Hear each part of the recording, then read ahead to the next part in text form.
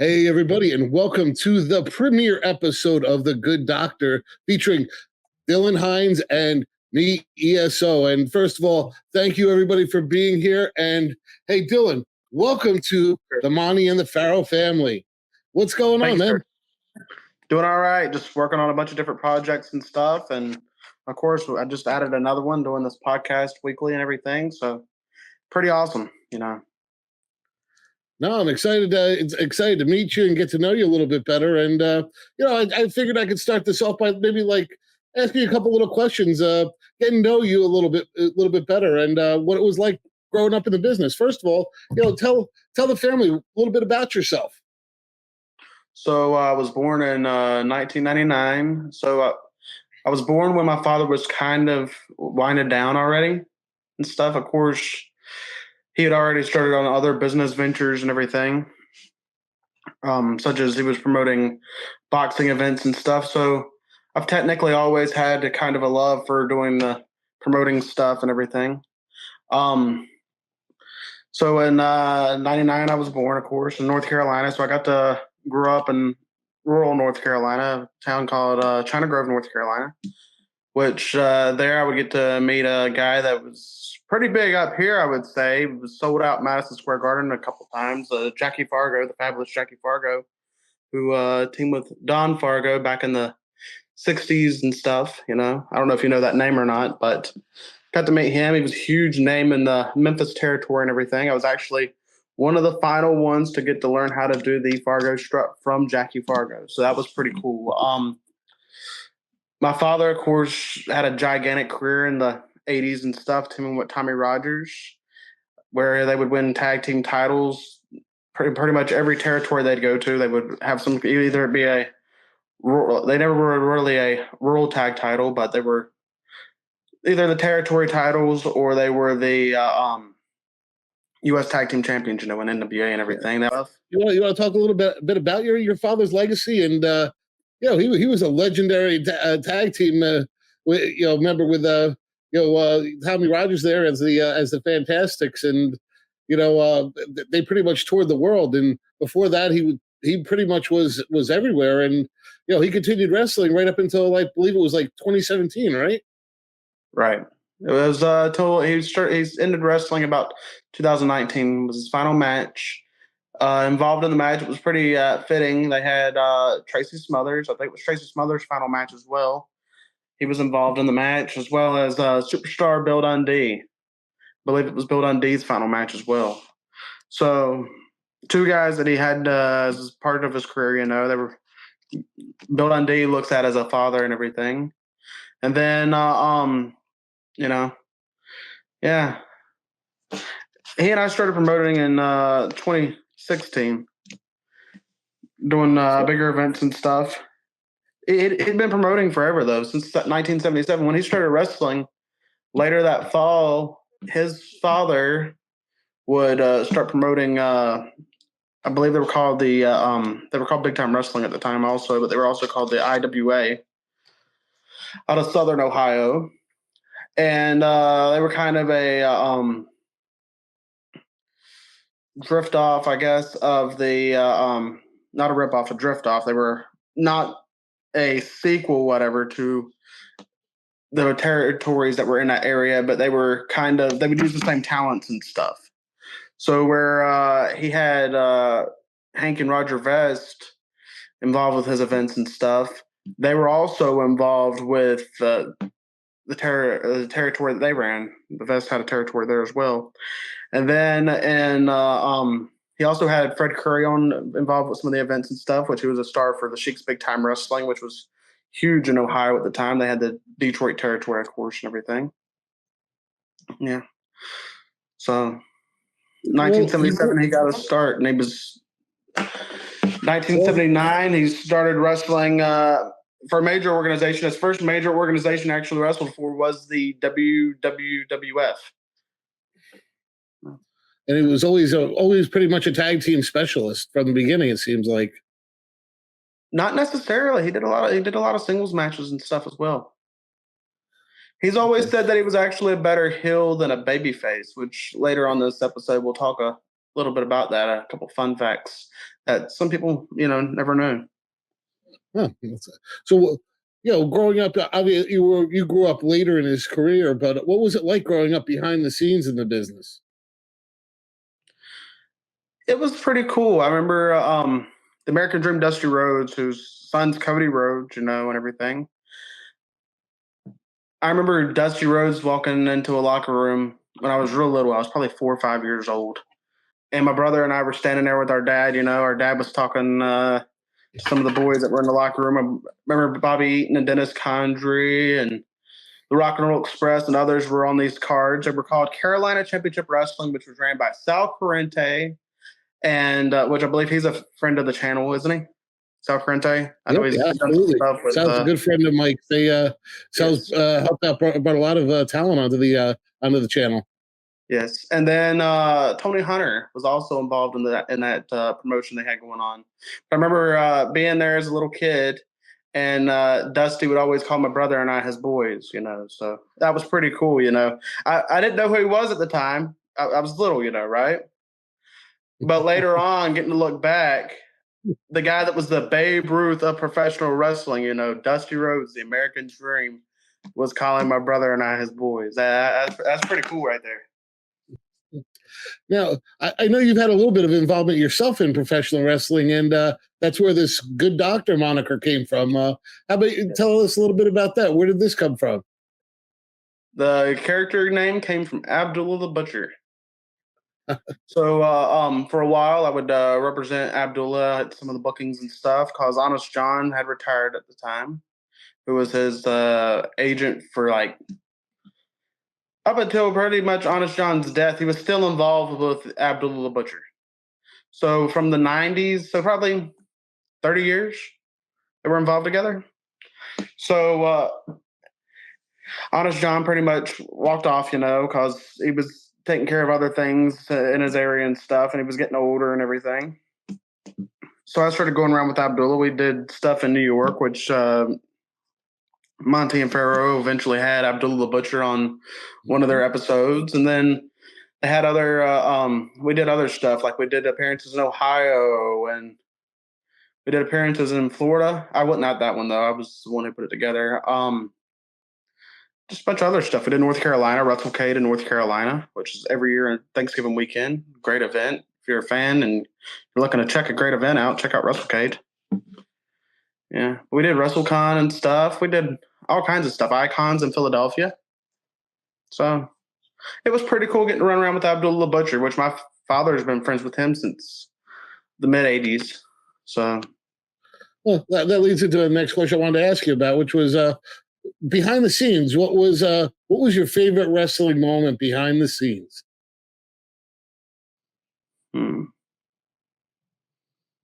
Behind the scenes,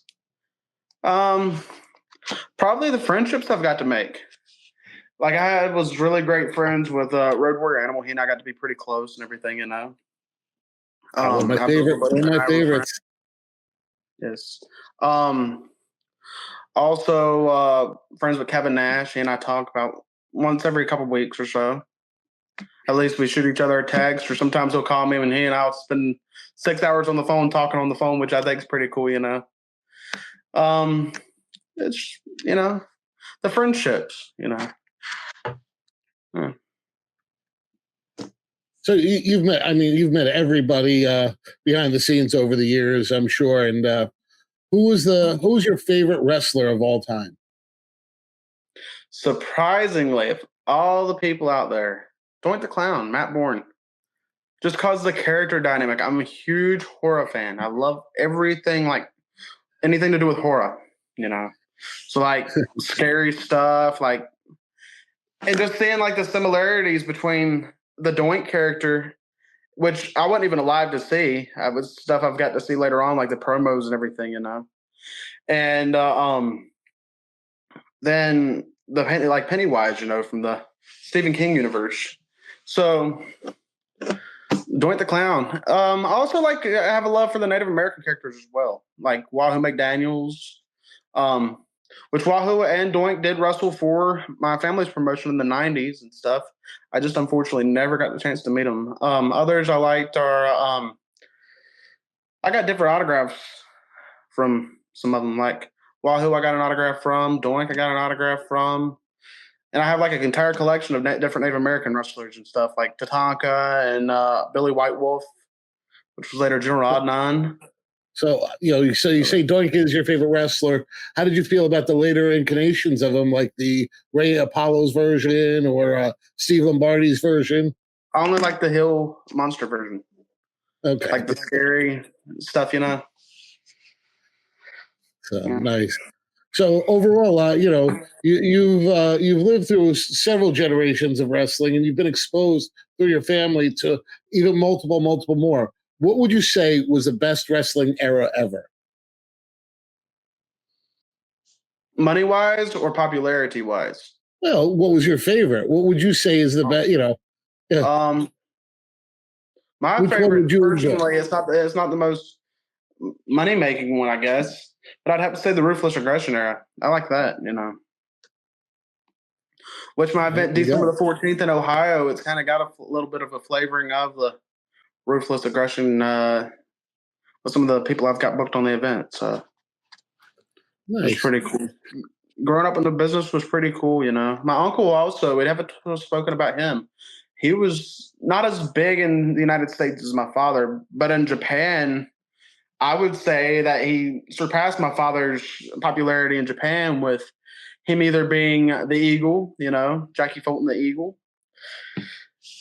And then he really didn't have to use the Fulton name there. He was the Eagle from the '90s with Del Wilkes. They were the Eagle and the Patriot, where they won titles and trophies and all kinds of cool stuff.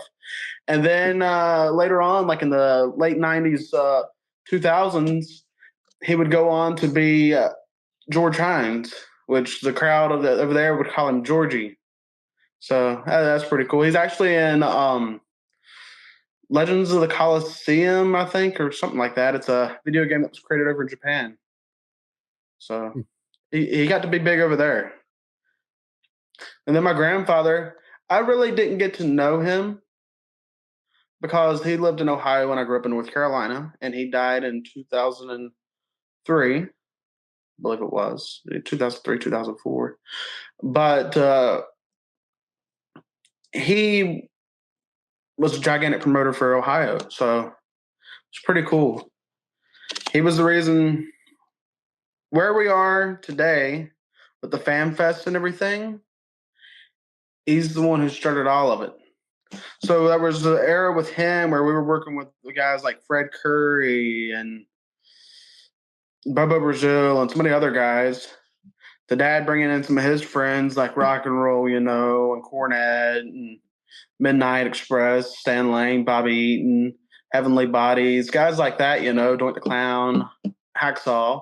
And now today, we're working with guys like Sting. We're working with guys, which is kind of the Good Doctor era, I would guess. With my father, he'd taken a more of an advisor role, and me kind of getting to be the forefront of it all. We've got to work with guys like Sting, Bret Hart, Booker T, Kevin Nash, Psycho Sid Vicious, and a whole host of gigantic names from the last 30 years of professional wrestling. That's so cool. I have to say, I got to meet your father at the big event, New York City in it was last year, about a little over a year ago, and he was really a gracious man. He had come over to talk to Mike Monty and say hello, and Mike introduced me to him. And then as I was going through the event to see some of the other wrestlers, your father remembered who I was, and he was sitting with Luke the Bushwhacker, and introduced me, or was it no Butch the Bushwhacker, and introduced me to it was Luke. Yes. Okay. He introduced me to him, and I sat there and had such a nice conversation with him. Really a nice guy. So I really appreciated that. I told him I was going to be doing this, and he said, "Well, who are you going to do this podcast with?" And I told him Monty and the Pharaohs people, and everything.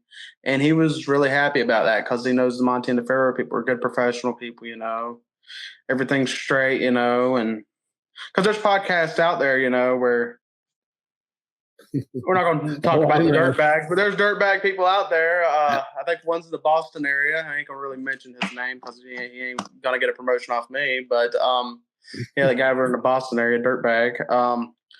But he was happy I was doing something with Monty and the Pharaoh. So that's cool. Yeah. Well, I can't wait to see him again. He was I know he'll be out on the tour somewhere again, and really a good dude. So well, listen. I don't know if you're a big sports guy, but I don't know if you know, but we lost two legendary sports figures today. It was kind of a sad day. First it was Dikembe Mutombo, and he no. Finger waving back in the day. It was a big part of my basketball childhood. I know it was a little bit before your time, but you probably would remember him more from the commercials, the Geico commercials, as they came through. And then also, we lost Pete Rose, which if there's ever anybody that should have been in the Hall of Fame, that's somebody who should have been there. And you might have probably you've done conventions and stuff. You might have met him over the course of time. But my father, because he grew. Sorry about that. Hold on 1 second. You got it. Mother was calling.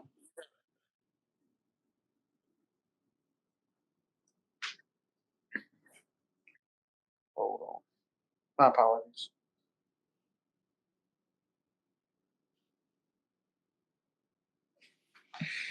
My apologies for that. So my father grew that's up. Why we're doing post. Yeah. So my father grew up in Ohio.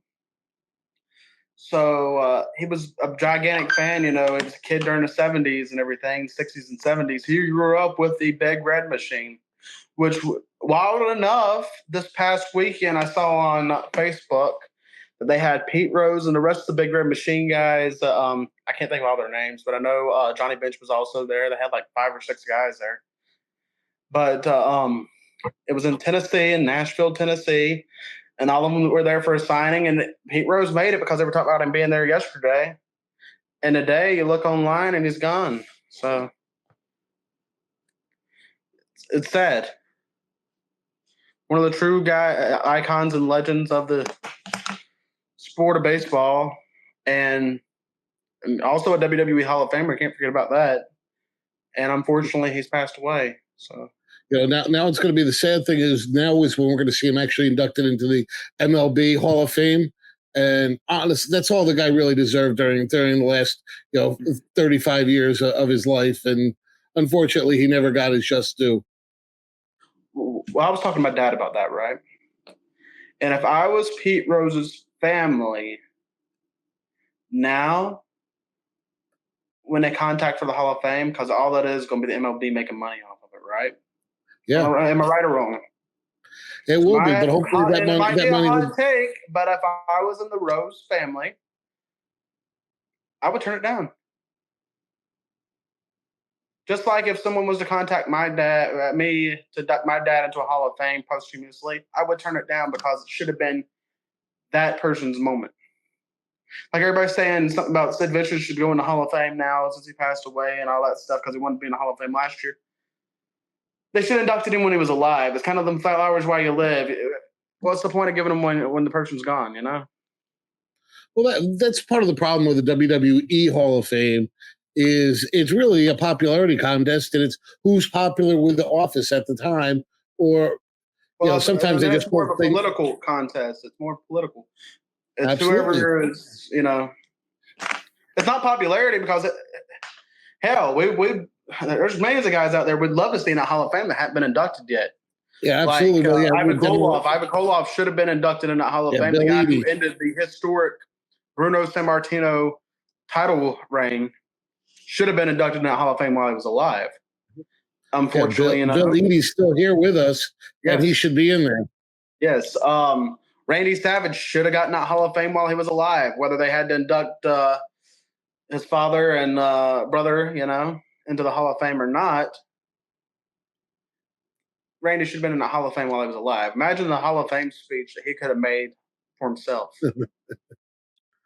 Yeah. And then all these other greats that we are able to look back at over the years and stuff who never truly get their just due because when they go in the Hall of Fame, it's when they passed away. So we're not getting to hear their story, how they made that journey to get where they were able to be at.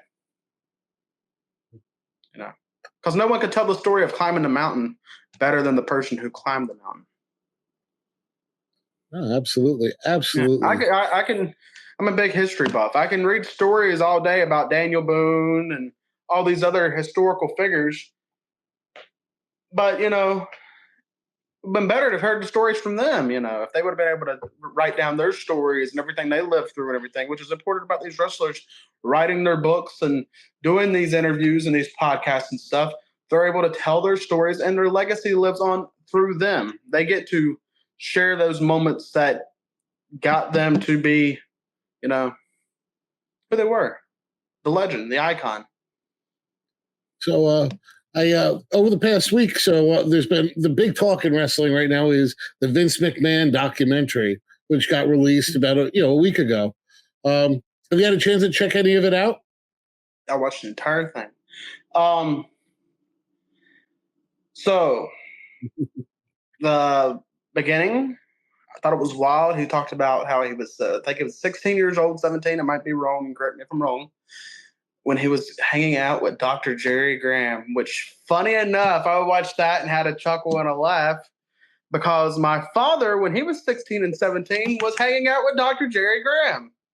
So it's pretty wild. He even came to my. So he was in Chillicothe and went and was working for a territory and spent all his money on, I believe, alcohol or whatever, not to talk negative about people who have passed away and stuff, but I believe that's how it went. And my father invited him to go eat at Pizza Hut. Well, by the time they got done eating at Pizza Hut, there wasn't enough money to pay for all of it because he kept having beer after beer after beer after beer, Dr. Jerry Graham did. Well, after doing that, he needed a place to stay at. Well, he ended up staying with my grandma Hines and my grandpa Hines, which my grandma Hines was scared that, because Dr. Jerry Graham was a big guy, right? She was scared he was going to bust like the shower, because the shower, the linoleum and everything, him getting in and out of there, he was going to bust the shower. He ended up staying there, I think, for a week or whatever until the next date for the territory was. And when he would wake up sometimes, he'd ask my dad, "Where are we at?" And because he believed that he was in the Smoky Mountains, but he happened to be in Chillicothe, Ohio, because they have a mountain range in the middle of the town and everything. It's kind of reminiscent of the Smoky Mountains, but he believed he was in Tennessee. Yeah, so that was pretty cool. It was a very interesting documentary. I'd say so for a wrestling fan versus somebody on the inside versus somebody who has absolutely no knowledge of wrestling. Mm-hmm. Would you rate it for each one of those?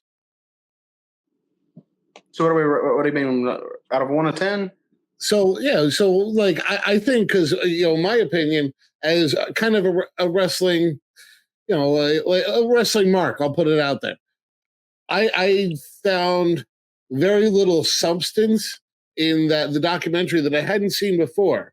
Whereas I think a casual wrestling fan might have gotten a lot out of it, and somebody who wasn't really, in the industry at all or around, had no idea. It'd be a really cool kind of, a documentary as like one of those, biographies. So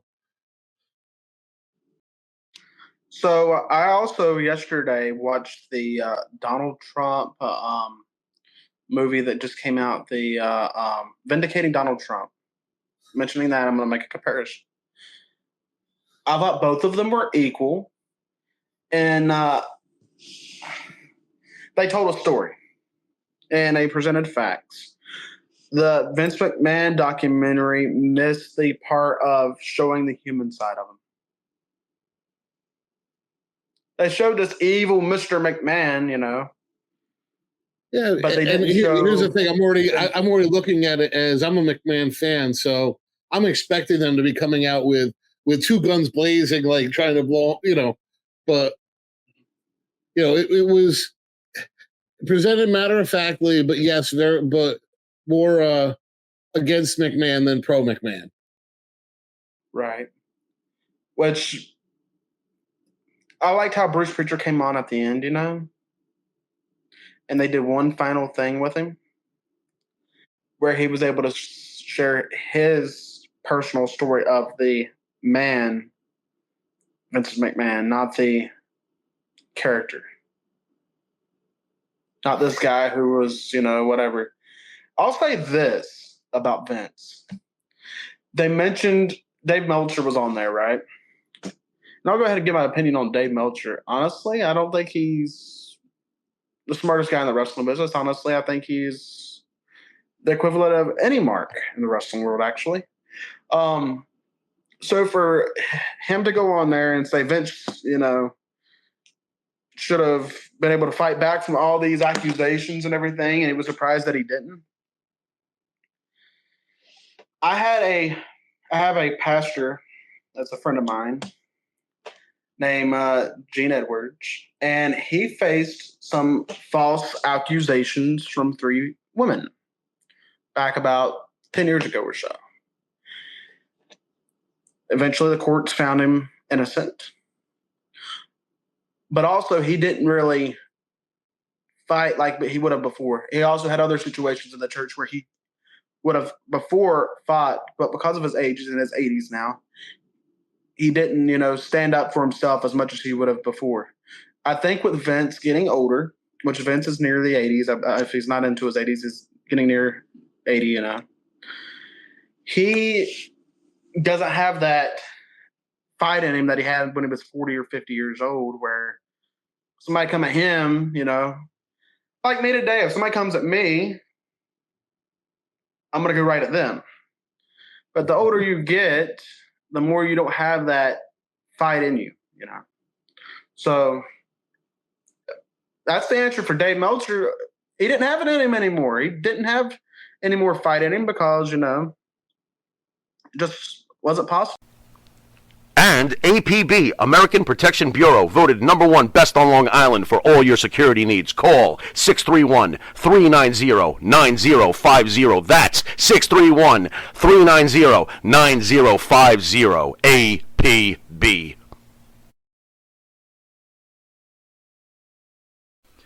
You need a body shop? You need engine repair? Auto Excellence, Collision Specialists, 631-261-6420. That's 631-261-6420. Auto Excellence. I'm Rosa Mendez, and I'm here at the #1 Long Island broadcast, Monty and Pharaoh. I had the best time ever! Hey, listen, Daddy, you're listening to the #1 broadcast, Monty and Pharaoh, Daddy, in Long Island. The best pro wrestling broadcast of all time, I think.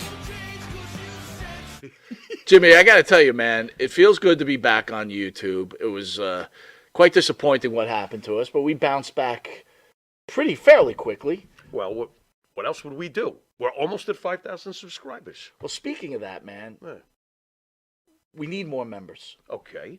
What do you think we need to do to get the people of those 5,000 subscribers to come on and join the team as a Monty and a Pharaoh member? Nudity is out of the question. Any other ideas? I don't know, man. I don't know. But what I do have a few ideas. Well, just like Prel, they should tell 2 friends, and they could tell 2 friends, and so on and so on. Hit the like, hit the subscribe. Check out all our content. But that's, you know what? That's why you're the star of the show, because guess what? Members get special content. Even we spoke about it. Pharaoh came to me one day and he goes, man, what's the deal? I can't even watch some of these videos because I'm not a member. And I said, there you go, Pharaoh. You got to be a member because this is what the members get. They get free content Nice. that none of the other fans that watch this show get. That's right. You get free autographs from some of these wonderful stars that come in, right? Nice. All you do is you go to the MNP webpage, or right, our own page, Yeah. and shoot us an email and say, hey, man, I want a picture of Tommy Rich. I want a picture of whatever. And boy, that's We on its give way. them their choice. That's right. We rock. We do rock. And you need to rock too. Join.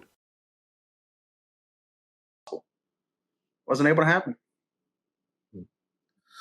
No, I have my own opinions on the whole way this thing is going on, and I'm just amazed that it's possible for a 40-year-old woman who's very well educated, lives a good life, has a beautiful apartment, a beautiful boyfriend, lots of money ahead of time, is able to get sexually trafficked. Mhm. That just doesn't make sense to me. Do I think they had a couple flings? As Vince, he made it on the documentary. If you're getting paid a lot of money to have sex, you're an escort. I'm sorry. You were a paid escort. You got your money. You were upset because they stopped paying you. That's the way my brain works. Right. And then, with that, they pretty much threw it out of, correct me if I'm wrong, but they pretty much threw that case out, didn't they? No, it's still ongoing. They're waiting for there's a stay on it right now because they're looking into the criminal indictments against them, which I can't see how it could stick. It's a witch hunt. There's nothing real behind it. It's kind of like Donald Trump. It's funny that they're friends and everything, and they keep facing the same situations. Him and Trump. Yeah, crazy, isn't it? Where, yeah. We don't want to go. You don't want to say anything too in depth because we have had issues on the channel before when we've gotten political. All right. Well, yeah. But how about do you keep up with the new the modern stuff that's going on in wrestling? Be honest with you, because I'm involved with it, right? I don't watch it. No, I get it. It's kind of like asking a police officer, "Hey, man, do you watch Cops?" No, because when I'm at home, be honest with you, I watch very little TV. If I watch TV, it's either Everybody Loves Raymond. Every once in a while, I'll turn on the King of Queens. I'll watch Andy Griffith Show from way back in the 60s, 70s. And then I'll watch, every once in a while, the Honeymooners, Jackie Gleason. And then I like the Archie Bunker, and I like the Sanford and Son. So, yeah, could you imagine if they tried to do it All in the Family now? Do you think All in the Family would be possible now? I think we need it. Get us all to open our eyes again. Like a revival. Absolutely. Let's put the Jeffersons and All in the Family back on the air. Two great shows. Yeah. And we need all them shows back, and I'll tell you why. The stuff they're showing on TV nowadays is pure trash. It really is. It really is. I don't know if you're religious or not, but my opinion of this is all these things that keep going on and everything. On this show, I'm not just going to talk about wrestling. I want to talk about all kinds of stuff. So, absolutely. I think a lot of it has to do that we've turned so far against God. The thing was, I was talking to somebody the other day. 9/11 happened, right? Do you know what happened on 9/12? What happened? 9/12. All the churches were packed out, right? And everybody was united.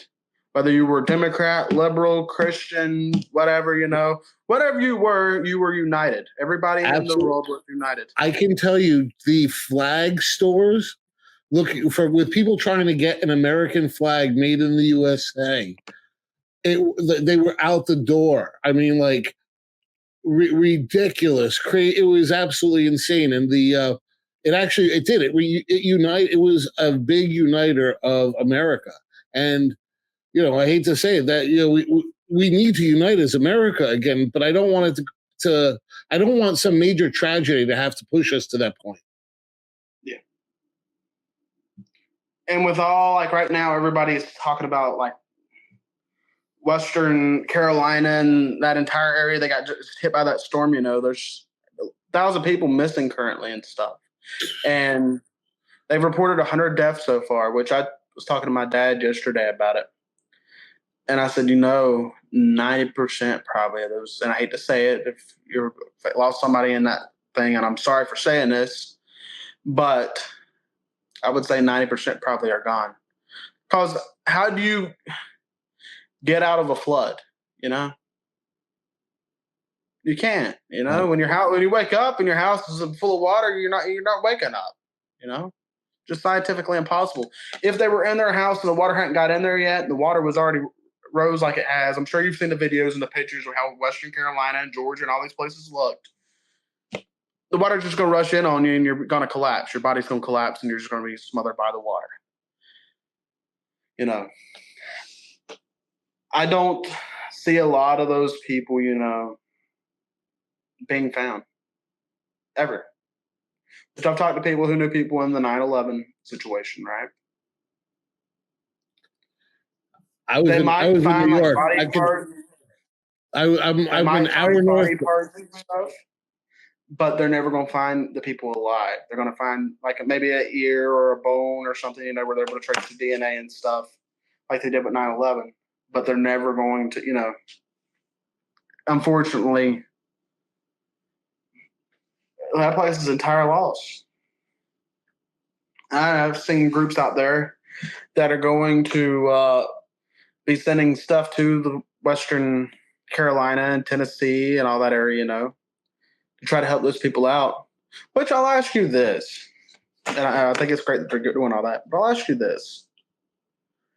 Do you not think there's something more behind all of that going on that meets the eye? How many times have we heard of a storm doing the same track that happened with this hurricane? Yeah. How many times have we heard hurricanes acting like this one did? We really have we see them come in that same path, but this one, to go through the Gulf. How many times does the hurricane affect Ohio? I'll ask you that one. Cincinnati, Ohio. How far it went in? North Carolina got crushed. Yeah. So the question is, I think there's a lot more going on than meets the eye. Something's really going on. Like they're getting ready to 12:01 a.m. Tuesday. They're saying that they're going to be doing a strike. By the time this airs, it might already be done. But they're doing a strike with these ports and stuff.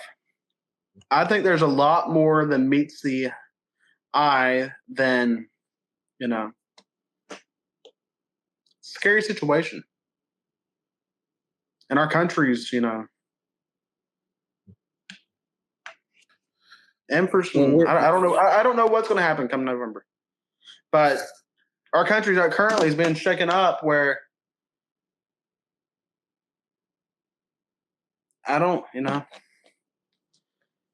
it's strange. And a lot of it, how come there's two other hurricanes they're already talking about coming from that same direction that's going to be going that same exact path?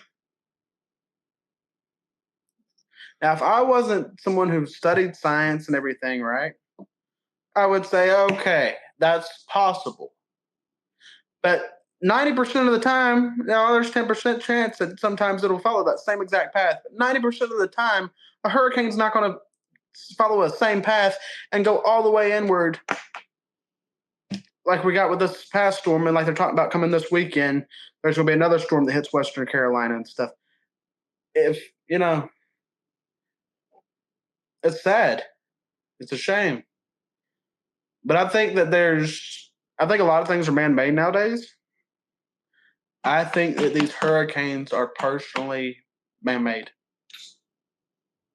I'd have to believe that. And what's your thoughts on that?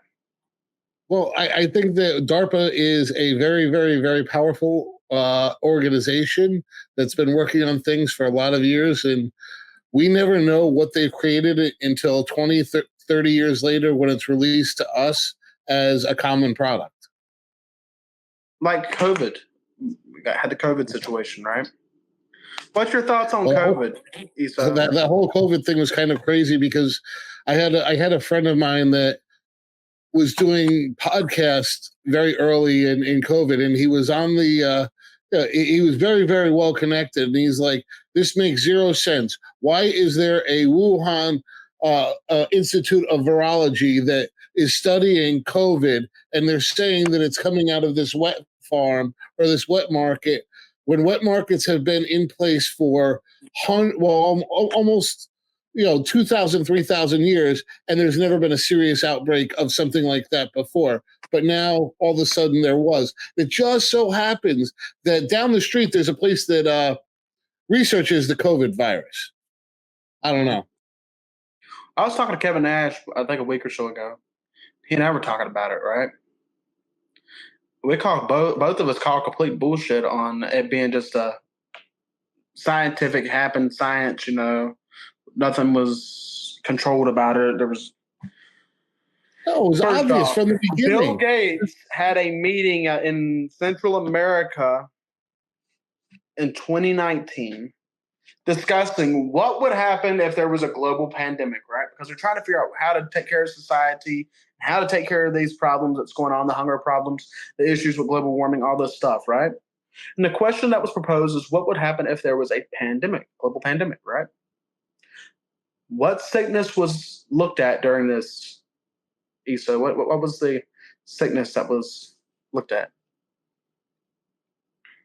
Well, there was a bunch of them going on there. They were looking at COVID. But you had also, they had a bunch of little things. They had the Zika coming through, all these things. It was keep you under panic all the time. But the Bill Gates Foundation and all those people that were doing that meeting, the pandemic that they were looking at was what would we do? How would the COVID as a pandemic affect the globe, right? Globally. Yeah. What would be the global Fauci- effects of it? My father, I Fauci- talked to him. Yeah, Fauci had been out on record saying beforehand that expect some type of pandemic within the next, how many years, and then it just so happened to be Donald Trump gets elected, and there goes a major pandemic. The other thing is my father, right? He wrestled in Japan. We talked about earlier. He had a horse meat that he ate in Japan. Ribera. That's their steaks. They have it's horse meat steak. The thing about it is, when he ate that, he didn't get sick, but if he had gotten sick, it wouldn't affect the people all the way over in North Carolina, right? How come when a guy eats a bat in China, it affects the entire world? Because that's where they all pinpointed it starting at, a guy eating a bat. Yeah, exactly. That they do daily for hundreds and hundreds and thousands of years. Literally, the earliest wet markets date back in China to it's something like 2100 BC. So I'm sorry, that just doesn't make a lot of sense. So for anyone who says, "Oh, it was real and it was this and it was that," nah. I get that there was people that were sick and died from it, but there was other people, that were I lost family members to it. And so I understand it was a real. I'm not saying it wasn't real, but the origins of it are very questionable. And I'll also say this: there was other people who lost family members during that time. 90% of the time, the hospitals, because I was working with a church at the time and everything, and I knew people who died. They would try saying that a patient died of COVID, although they had another issue going on, such as cancer or some other underlying illness, or just died of old age. They would say they died of COVID because the hospitals were getting money off of it. It was a huge financial boost for tons of organizations out there, the pharmaceutical organizations, and other people with COVID. So, I've seen more people wear masks than I ever seen in my entire life. All throughout the United States, everybody was wearing a mask. Even today, you'll see some people driving down the road still today, they're wearing a damn mask. Like, what are you going to catch sitting in your car by yourself with the windows rolled up? What are you going to catch? I don't get the mask thing, and what it is. What it is. Some people are going to just fall for everything the mainstream media spits out at them, and that's foolish. So, do your own research, people. Keep reading. Let's take a quick break, and we'll be back in just a minute. And APB, American Protection Bureau, voted #1 best on Long Island for all your security needs. Call 631-390-9050. That's 631-390-9050. APB.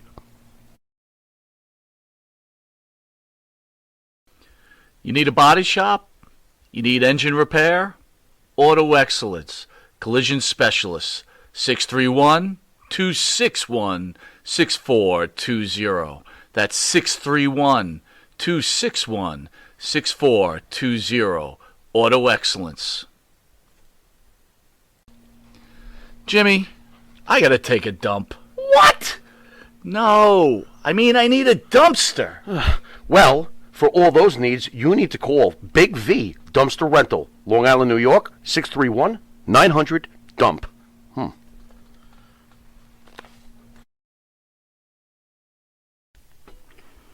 Elm Logistics, for all your logistic needs, call 631-299-3595. That's 631-299-3595. Elm Global Logistics, pride, performance, and partnerships. The Monty and the Pharaoh Show is brought to you by... Because wine is your second favorite four-letter word. California wine, New York attitude. Good fucking wine. Yeah. Tired of that same old breakfast, lunch, and dinner? Same old tasting scrambled eggs, burger, that dinner steak, ribs, or pork chops? Why not add a little bit of spice or just a touch of heat to make the difference? Change that scrambled egg with a little bit of Johnny Fabulous's John Cena Sr.'s $1 Million Jalapeno Hot Sauce. Great on burgers, steaks, chops, and those barbecued ribs. And Nitro's Garage for all your automotive needs. Call 646-675-2349. That's 646-675-2349. For all your automotive needs, Nitro's Garage. Ask for Jack.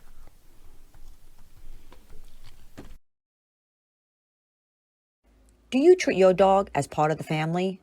Well, so do we. So why not celebrate your pup's birthday with the ultimate party box? Check us out on Instagram, Twitter, and Facebook at Party Pup Info, and let us make your pup's party or any celebration perfection. M&J Video Games and Collectibles. Sport and non-sport cards, wrestling items, autographed items. We buy, sell, and trade. M&J Video Games and Collectibles, located at 1049 Queen Street, Southington, Connecticut. Call us at 1-860-479-9223 or 860-93-GAMES. M&J Video Games and Collectibles. So, hey, everybody, and welcome back to the Good Doctors Podcasts. So, listen, Dylan, I want to do a section of the podcast where we talk a little bit about, you and, have the fans send some questions in for you on, modern wrestling product or, maybe if they want any advice on life, whatever it is. Well, first thing I want to ask you is, what do you think of the current state of the wrestling product in general? Right now we're at a boom, which is kind of what we were in the 90s, where wrestling's being packed out everywhere. I'm selling more tickets for my December event pre-sale than I had in a long time, So, and I've been packing them out. I've been getting 7,000 people to come to some of my events. So wrestling keeps getting out of boom. I know they talk about global recessions, economic recessions, all that stuff that we're just currently facing, but we're also seeing wrestling's at a gigantic boom where Do you think WWE it's packs maybe out everywhere they saturated? go. Huh? You don't think the product may be a little bit too saturated nowadays? No. Because WWE shows the WWE product. AEW shows their product. It's similar, but different. TNA kind of is their own little thing, you know. Then you got the NWA, which is more for the old school studio style wrestling fan, you know. And then you got all these independents out there where it's really good. What do you think of the state of the tag team wrestling right now? There's some good tag teams out there. I guess I don't really watch it though, so I couldn't give it a straight answer on it. I guess there's good tag teams out there. I went to the SummerSlam in Cleveland. That was the last time I watched wrestling, other than my own events. And you know, I was involved with the Crockett Cup last year. I was one of the producers for it. NWA's Crockett Cup in Winston-Salem. There's some good tag teams out there if you know where to look at. Like NWA's got great tag teams. At that time, they were working with guys like Murdoch and Mike Knox for a team together. Of course, they got Ricky Morton involved there, and my father's been involved with NWA. And who better to learn how to be a tag team than from them two guys? You know, you walk up into the, backstage and say, "Hey, what do you think about this? And how can we change that?" And all that, you know. WWE's starting to get a little more edgy, which is good because it was time. Like they were talking about in the Vince McMahon documentary, we talked about it earlier. As they were talking about it, as society changes, wrestling changes. We're living in a time where there's more edginess all around us, right?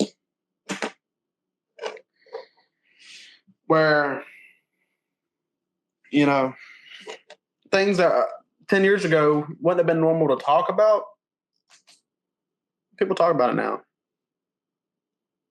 More people are apt to talk about sexuality nowadays than they've been in the last 20 years, probably.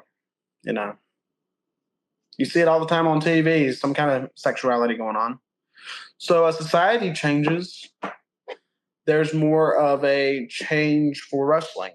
So now they're showing stuff like Rhea Ripley, who's talking about not talking about it, but making remarks towards sexuality and stuff and everything, and on interviews and everywhere. So, yeah, wrestling's definitely changing, but it's getting better. You see, they're selling out everywhere. Oh, nice. Well, listen, we have to start to get out of here. What do you have to promote for this week? What do you have upcoming? At the end of October, I got a bunch of stuff going on. I got October the 26th. I got Scott Steiner that's going to be at Icons of Wrestling in Philadelphia at the ECW Arena. I also have Booker T that's going to be with me over in Minneapolis for Midwest All-Star Wrestling, I believe they're called. And that's for Women of Nations. Booker T and I are going to be out there for that. November the trying to think of the exact date, 16th, I'll be in Springfield, Massachusetts for the Wrestling Classic 5. I'll have with me John Bradshaw Layfield, Gerald Briscoe, Jimmy Valiant making a rare Northeast appearance. We really don't get up this way a lot, and he was a huge part of the Madison Square Garden history and all that stuff. The WWF with Johnny Valiant and Jerry Valiant, and then we got Victoria there, Scott Steiner, Shelton Benjamin's going to be there. And I believe that's all for that event. And then December the 14th, World Classic Professional Big Time Wrestling returning to Southern Ohio for a gigantic match card, gigantic day of wrestling with a fan fest from 12 to 5 p.m. featuring the likes of Jerry the King Lawler, who will be doing a first-time ever reunion in Southern Ohio with superstar Bill Dundee. We're going to have the Steiner brothers there. We're going to have legendary women of wrestling will be there. Different women like Deborah and Melina and several others. We'll have tag teams there like the Headbangers, Demolition, Godwins, so on and so forth. It's going to be a great day of wrestling. Already working on the March event for which will be the next one for Southern Ohio. I'm not going to announce who's there yet, but I've been working on the talent that I got booked for 8 years. And then I have Hulk Hogan for a private signing in January. So lots of big stuff going on in the world of the Good Doctor. Nice. So just want to promote the channel. Obviously, every Thursday night at 9 p.m. we have the Monty and the Pharaoh variety show that comes to you, live. It's on Twitch, it's on Facebook, it's on YouTube, and there's lots of other shows on the network, including this one, The Good Doctor, and then we have Dan and Benny in the Ring. We have True Crime with the Player and the Bad Girl. There's lots of stuff coming, and there's lots of stuff upcoming. And I'm going to send it back out to Dylan and let him send us out for the night. Thank you all so much for tuning in. I hope you enjoyed the hour with us, and I look forward to catching up with y'all next week. Thank you all so much again for tuning in.